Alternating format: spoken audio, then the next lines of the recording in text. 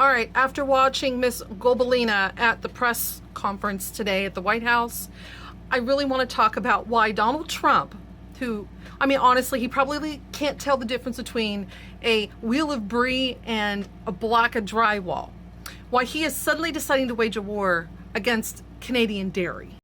You know the headlines. Canada's ripping us off, people. 200 to 300% dairy tariffs. Oh my God. They're robbing us blind. It's a disgrace. And we're going to hit them back and hit them back hard. You know, this whole bullshit spiel that we heard today. First of all, it only takes you about 10 minutes of research, specifically reading the USMCA agreement between Canada and the US to realize that we're not being ripped off by tariffs at all. And I mean, seriously, how can you say you're getting robbed when the door is wide open and you won't even walk through it? That is the level of disinformation going on right now.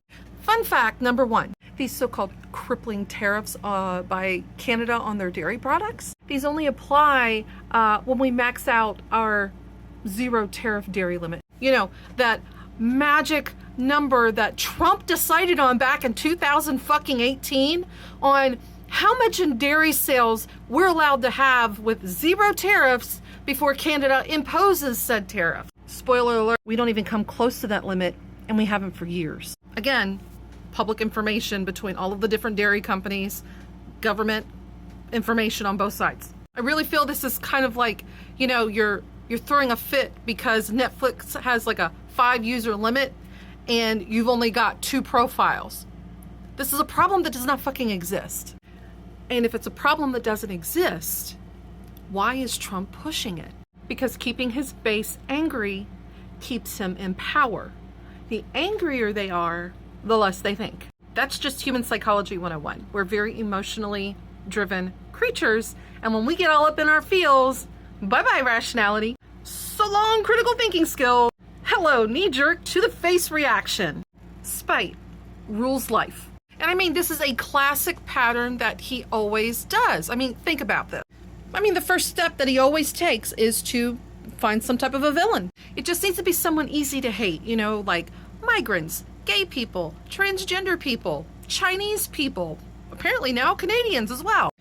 Because nothing quite distracts from bad policy making and bad results from said bad policy making than a good old-fashioned external threat. Manufactured in this case.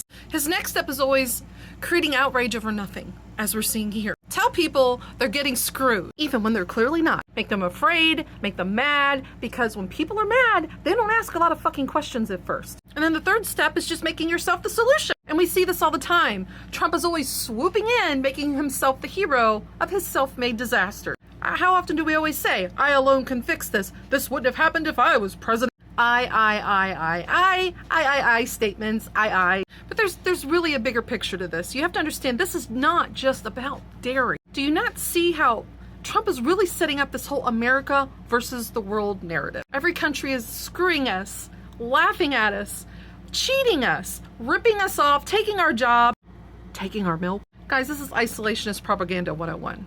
This is like really eerily familiar sounding, don't you think? You know, of the whole everyone is out to get us messaging of authoritarian regimes. I don't know, like, oh, North fucking Korea? But seriously, like, are we okay? Are we at a point that we like need a national psych evaluation? Maybe build a therapy wing in the White House.